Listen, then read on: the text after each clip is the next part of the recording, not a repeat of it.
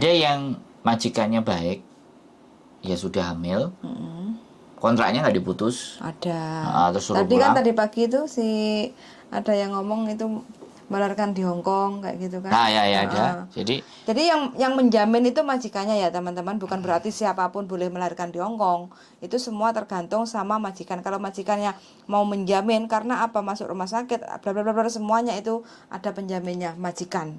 Tapi kalau memang majikan menginginkan kita untuk melahirkan di Indonesia, ambil cuti melahirkan ya nggih monggo. Tinggal komunikasi yang baik-baik sama majikan. Tapi kalau teman-teman ingin memutuskan kontrak aja dah pulang ya nggih monggo, nggak apa-apa. kalau digugurkan ya sama Sama. prosesnya seperti yang tadi. Nggak terlalu ribet kayak gitu, tinggal teman-teman bawa surat sertifikat menyatakan kehamilan, terus habis itu tinggal bawa ke lembaga tempat apa sih itu namanya tadinya?